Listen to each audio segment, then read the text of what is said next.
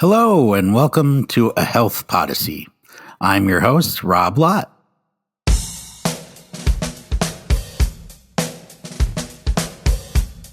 The Medicare population is incredibly diverse, including, of course, people aged 65 and older, as well as younger individuals with disabilities. It spans all races, ethnicities, and geographic areas, from residents of big cities to those in rural towns. It also reaches people at all income levels, the wealthy, the poor, and everyone in between.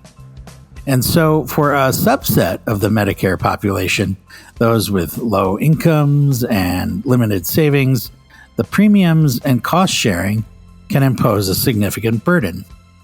And it's with that burden in mind that Congress created 4 Medicare savings programs, specifically designed to help low-income beneficiaries afford the out-of-pocket costs associated with securing coverage and receiving care through Medicare. But what do we actually know about the people who take advantage of the Medicare savings program? And what can we learn from how that population may have changed over the years? That's the subject of today's Health Podyssey. I'm here with Wyatt Koma, a PhD candidate in the Health Policy program at Harvard University. Together with co-authors, he has a paper in the July issue of Health Affairs titled, quote, Qualified Medicare Beneficiary Program, Enrollment Trends and Characteristics of Low-Income Beneficiaries. I can't wait to hear more about their findings and to learn more about its lessons for policymakers going forward. Wyatt Koma, welcome to the Podyssey. Thank you so much for having me. All right, well, let's just jump right in, maybe with some background. When was the Medicare Savings Program created, and why was it necessary in the first place? I described a little bit of the sort of the context of low-income beneficiaries. Was that an adequate description of the program, and what else was going on there? Yeah, it's a great question. So Congress created 4 Medicare savings programs between 1988 and 1997 to help low-income Medicare beneficiaries pay for their Medicare Parts A and B premiums and cost sharing. I think first it's helpful to make sure that we have a kind of a background on Medicare Parts A and B. So Medicare Part B is a voluntary benefit that covers people's doctor's visits and other outpatient care. And beneficiaries who receive their coverage through traditional Medicare are expected to pay a premium for their Part B coverage. Whereas for Medicare Part A, it's generally coverage for care received in hospitals, and it's usually premium free for most Medicare beneficiaries after they work long enough. And really, you brought this up, but the cost sharing in Medicare can be substantial, including deductibles and co-insurance in Parts A and B. And it's important to note that there is no max on how much people with Medicare can spend out of pocket in traditional Medicare. Really, given this sizable cost sharing, that's why the Medicare savings programs were introduced. And they're administered by state Medicaid programs, and their goal is really to help beneficiaries pay these premiums and cost sharing. And since these programs are administered by states, there is some variation in the eligibility criteria, although all of the Medicare savings programs do have to adhere to the federal minimum standards. And so for 2025, the asset limit for a year to qualify for the Medicare savings program, which includes people's savings and investments like stocks and bonds, was around $9,500 for an individual and around $14,000 for a couple. Got it. Okay. And so I think you said the first program was created in 1989. And so it's been around, let's see, doing some quick math here, 36 years. What do we know about how well the program is working? How well does it achieve its goals? And in what ways maybe does it fall short? Yeah, I mean, and so it's important to note that about 10 million low-income people with Medicare were enrolled in one of the Medicare Savings Program eligibility groups in 2021. And we know that these low-income people who qualify for Medicare savings programs are more often eligible for Medicare because of a disability rather than age. They're also more likely to be from racially or ethnically minoritized communities, and they also tend to have worse health outcomes than their higher income counterparts. And we also know that beneficiaries who are dually eligible for Medicare and Medicaid, including those in Medicare savings programs, are also automatically enrolled in the Medicare Part D low-income subsidy program. And so Medicare Part D covers prescription drugs, and the low-income subsidy program helps beneficiaries afford their Medicare Part D premiums and the cost sharing for those drugs. So really the combination of the Medicare Savings Program and LIS benefits can really be critically important for reducing cost-related barriers to both medical care and prescription drugs for these high-need populations. That said, evidence suggests that this assistance, particularly the QIMBY program or the Qualified Medicare Beneficiary Program, does improve access to care and it does reduce financial burdens. And we know that about 80% of the Medicare Savings Program enrollees are enrolled in the QIMBY group, and about the remaining 20% of low-income beneficiaries in the Medicare Savings Program are enrolled in a different eligibility group that really only covers premiums for Parts A and B. And all that said, there is robust literature now documenting low take-up since the creation of the Medicare Savings Program. And take-up is the percentage of the eligible population that's actually ends up enrolled in the program. I imagine there might also be some complexity around the fact that there's more than one program. Like you said, Qualified Medicare Beneficiary Program, QIMBY, represents, I think, about 80% of the beneficiaries in the Medicare Savings Program. Can you describe the different models and sort of explain why do we even need more than one? What's going on there? Yeah, that's a great question. So as we were talking about, the first and largest Medicare Savings Program eligibility group is the Qualified Medicare Beneficiary Program. And so it's got an income limit of around 100% of the federal poverty level, which is about $1,300 per month for a person in 2025. And so the QIMBY program pays beneficiary premiums and their cost sharing, which we talked about before, which includes deductibles and co-insurance and co-payments. And then the other three Medicare Savings Program eligibility groups really only help beneficiaries pay either their Part A or their Part B premiums, but don't help beneficiaries with their cost sharing. Do you have a sense that, so my understanding is that these were sort of created over time.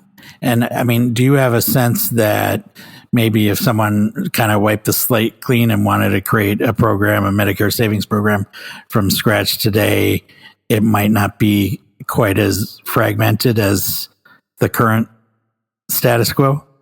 Yeah, I'm sure that if people could go back, they would wipe the slate clean a little bit and make a more streamlined process for enrollment and a more streamlined program itself. They were introduced over about a decade, and really each eligibility group was introduced as like a patchwork solution for a problem at the time that the legislation was introduced. So, it's confusing just talking about it. There's a lot of words and a lot of word salad, and I think it kind of makes sense why people with Medicare are confused by the program and what is required to enroll.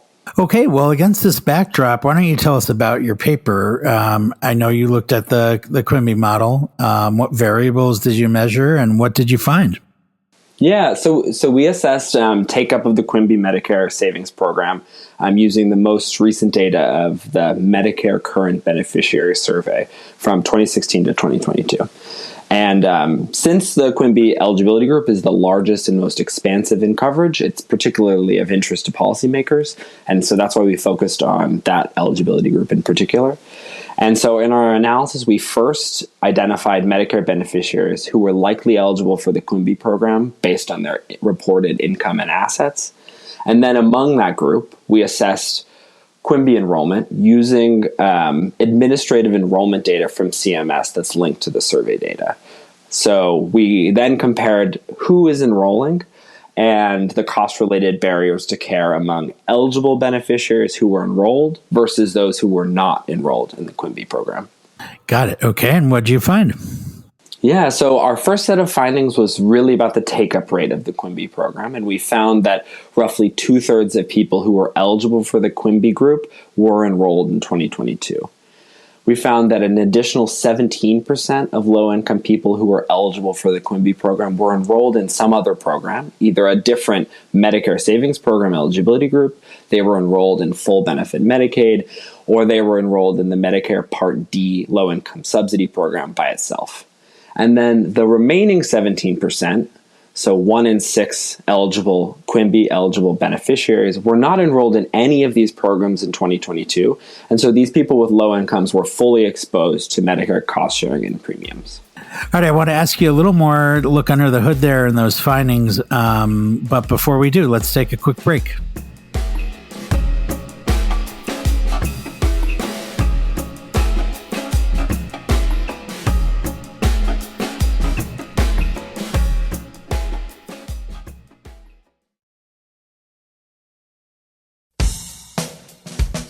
And we're back. I'm here with Wyatt Koma talking about the Qualified Medicare Beneficiary Program.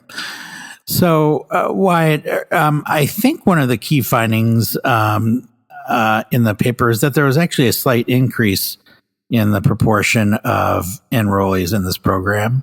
And I'm wondering if you can say a little more about how significant that was and what you might attribute that increase to. You're right. We do see a slight uptick in take-up of the Quimby eligibility group over the study timeline, from roughly 62% in 2016 to 66% in 2022.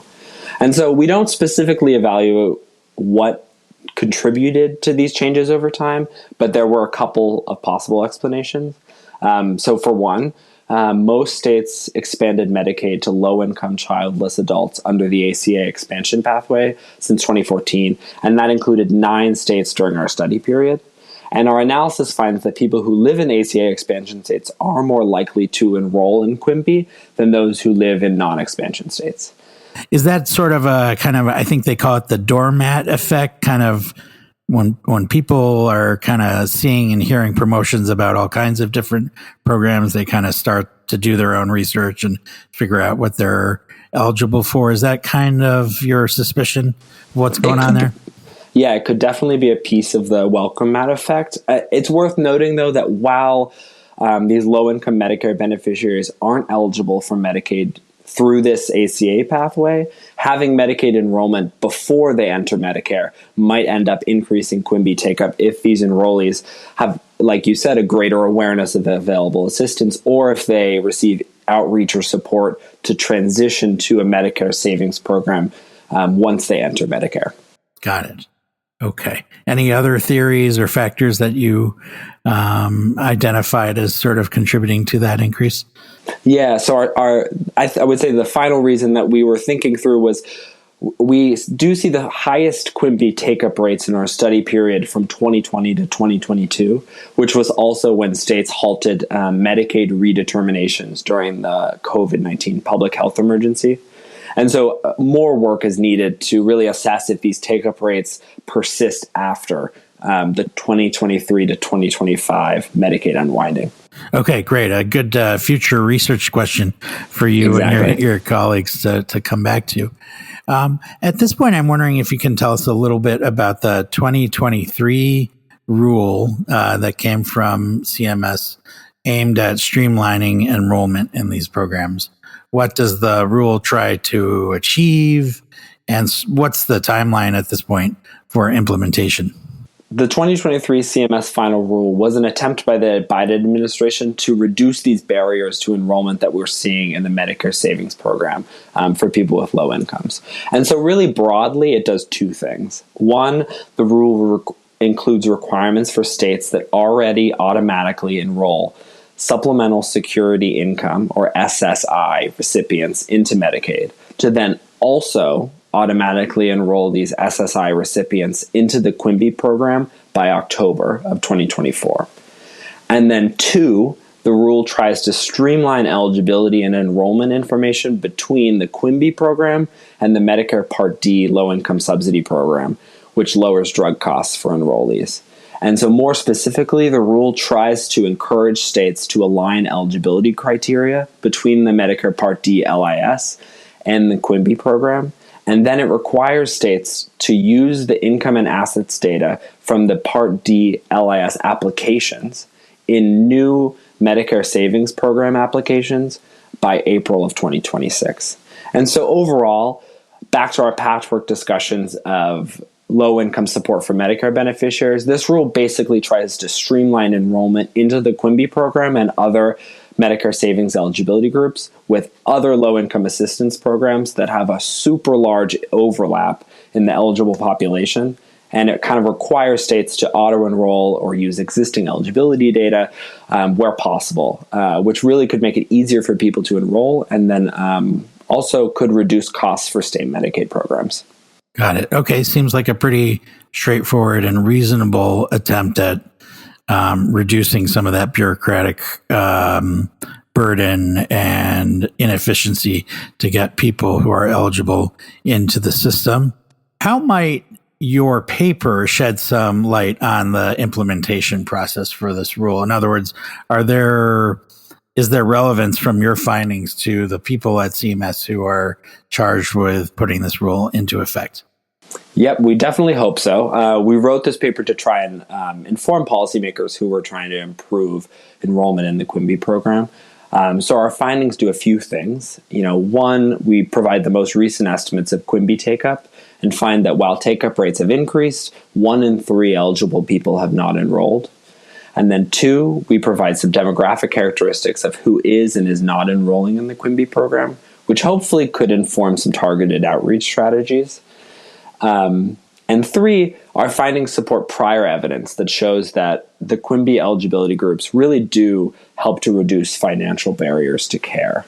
And additionally, these data help to provide estimates of the potential impact of the 2023 CMS final rule. So, for example, in 2022, 6% of QIMBY eligible beneficiaries were enrolled in full benefit Medicaid and not enrolled in any MSP. Under the new rule, beneficiaries, the 6% of these beneficiaries who receive SSI would be automatically enrolled in the QIMBY program in the 35 states that automatically enroll SSI recipients into Medicaid. And we also found that 3% of QIMBY eligible beneficiaries in 2022 were enrolled in Medicare Part D low-income subsidy only. And so the CMS rule encourages, but doesn't require, states to fully align income and asset counting rules between these two programs. And so greater state adoption of the LIS eligibility rules with the MSP eligibility rules could facilitate enrolling a greater share of these enrollees using data from the LIS applications. All that said, though, the current administration's focus on cutting Medicaid costs could have a lot of implications for the future of this CMS rule. CBO estimates that repealing these streamlined enrollment provisions would result in reductions in enrollment in the Medicare Savings Program by potentially millions of beneficiaries by 2034. And so really, these Medicaid eligibility and enrollment policies need to carefully weigh the potential impact on low-income people with Medicare with any potential cost savings. Gotcha. You mentioned that CBO estimate. Is that because there are potential cuts in the Republican reconciliation package that's moving through Congress? One of the cuts would repeal the 2023 final rule. Okay, so before we wrap up, let's take a step back for our listeners thinking about where we go from here. What do you see as the next step in terms of policy? And if your paper were to sort of inspire concrete, specific policy change going forward in this space, what would that be? So I think it's important to first say that Medicare covers 64 million older adults and people with disabilities, and it helps them access health care. But this coverage can be unaffordable, particularly for those with modest income and assets. And so the Medicare Savings Program and the QIMBY eligibility group in particular can really help low-income Americans with Medicare access health care by making it more affordable. So in terms of next steps for policy, we really see maintaining the 2023 final rule as a critical first step to streamlining enrollment across these low-income programs for Medicare beneficiaries. That said, we do have some additional recommendations as a way to build on the 2023 final rule. So, for example, stronger requirements for alignment between the Medicare Savings Program eligibility groups and the Medicare Part D low-income subsidy could really improve access to available assistance for low-income beneficiaries and could reduce administrative costs for both beneficiaries and the state Medicaid programs. But it's important to underscore that this final rule really only impacts people with Medicaid who are already enrolled in one of the low-income programs. And our analysis finds that nearly 1 in 6 of these eligible people are not enrolled in any of the low-income programs. So additional outreach and education is really needed to beneficiaries who aren't impacted by the final rule and may be the least aware and face the greatest barriers to enrolling in the Medicare Savings Program. Well, that's a great spot, perhaps, to wrap up. Wyatt, Koma, thank you so much for making the time to chat with us today and for sharing your findings with us. Thank you so much for having me. To our listeners, if you enjoyed the episode, please share it with a friend, leave a review, subscribe, and, of course, tune in next week. Thanks for listening. If you enjoyed today's episode, I hope you'll tell a friend about the Health Podyssey.